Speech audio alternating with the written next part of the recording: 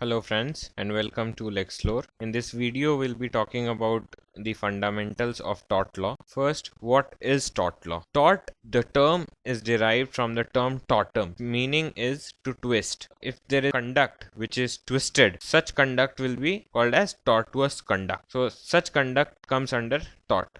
Now, it denotes a breach of someone's duty, independent of any contract, giving rise to action for which compensation is recoverable. For example, if someone is riding on a bike and there is an old lady who is crossing the road and he hit the old lady and the old lady was carrying some valuable with her, then the old lady may file a case against that rider for compensation to recover the valuable which she lost in that accident. Now, tort law is a part of common law, thus it is generally not codified. I'll be explaining common law. However, some laws are codified in India especially. So in India, for example, Consumer Protection Act was earlier not codified, but it get codified. Environmental Protection Act. Let us understand the difference between common law system and civil law. In the whole world, there are two kinds of legal system which has evolved over time. First is the common law and other is the civil law. In common law, what happens that laws are not codified. When I say codified, it means that they are not written. They are not something which has been written. And in civil law, laws are codified and is in written form. So in common law, what happens that precedents, that is judgments, are binding. The higher court judgment will be followed by lower court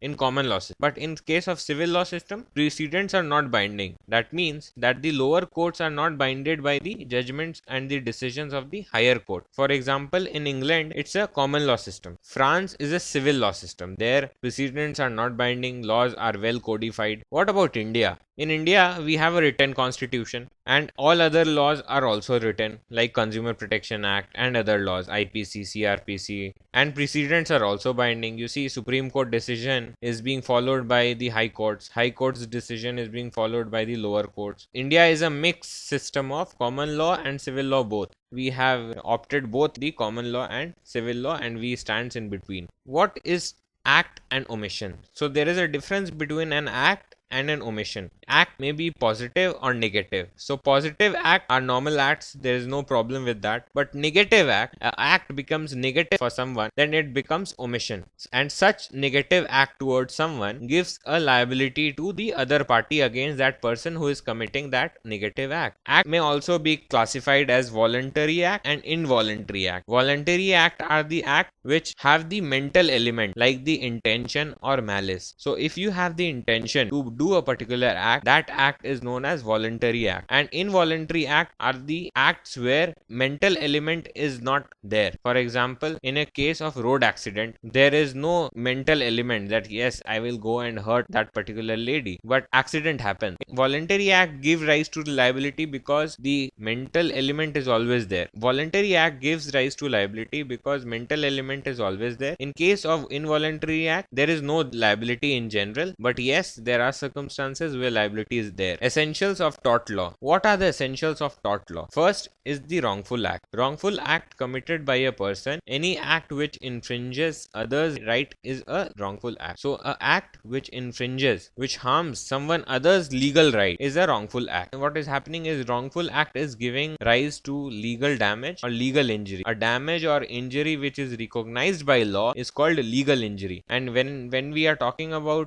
tort law, it is important that we should talk about legal injury, not a mere injury. Wrongful act gives rise to legal remedy in form of damages or compensation.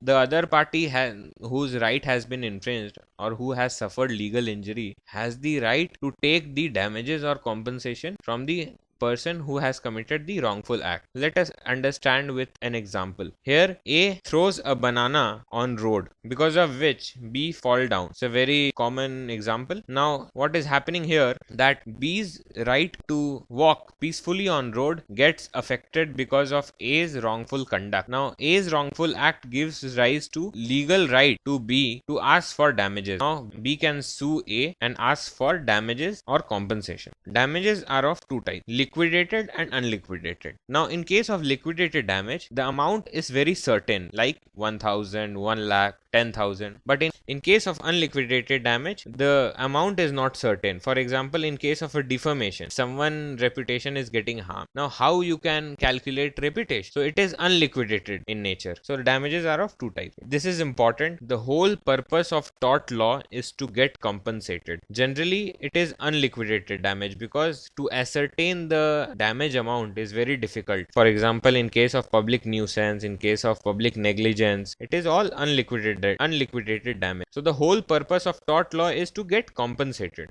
to get the money. The person who has suffered the legal injury can ask for compensation from the person who has committed the wrongful act. What are the defenses to tort law? All torts are not punishable, but it should not be taken as granted. First defense is the act of God, which is also known as force majeure. It means natural events which are beyond the human control and are thus unforeseeable. Unforeseeable, which cannot be foreseen. For example, earthquake. So one cannot possibly foresee an earthquake that yes, it will happen after like that. Second is flood. Now let us understand it more deeply, because flood can happen because of various reasons. So situation 1, if it's very usual, then no defense. Suppose there is a place in Tamil Nadu which is very near to river, and there whenever monsoon comes, then flood takes place. For that place it is very usual and therefore it is no defense. But when there is another situation, it is very unusual. For example, in Delhi, if it is very unusual that there will be a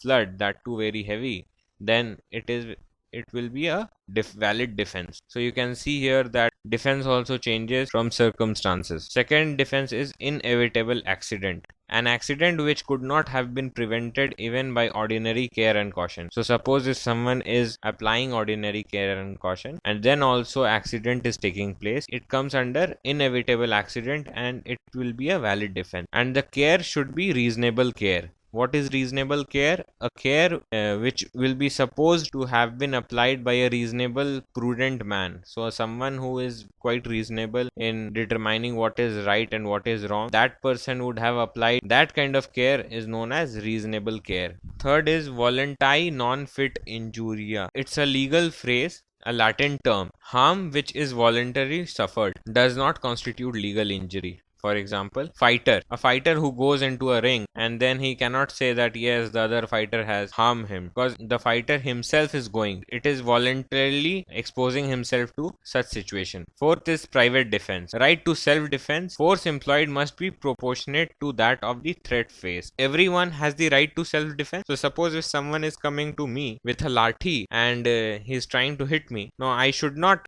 take my revolver and shoot him, because the force which I should employ should be proportionate to that of the threat phase. Facing a threat of lathi, then I should lie back with lathi only and not with a revolver. In case of revolver, it will not apply. Fifth is other defenses like necessity. Lesser harm is done to prevent larger harm. So if lesser harm is done to prevent larger harm, then also it is a defense. Next is act of sovereign immunity. So if a particular legislation or particular statute under law is giving such immunity to particular person, then it is justified. For example, parliamentarians have immunity inside that parliament, that they can say anything, they can do anything, no one will question. They have certain immunity inside the parliament which has been provided to them by law. Thank you for such a patient listening. If you like my video, please share and subscribe for all updates. If you have any query, please leave your query and suggestions in the comments below.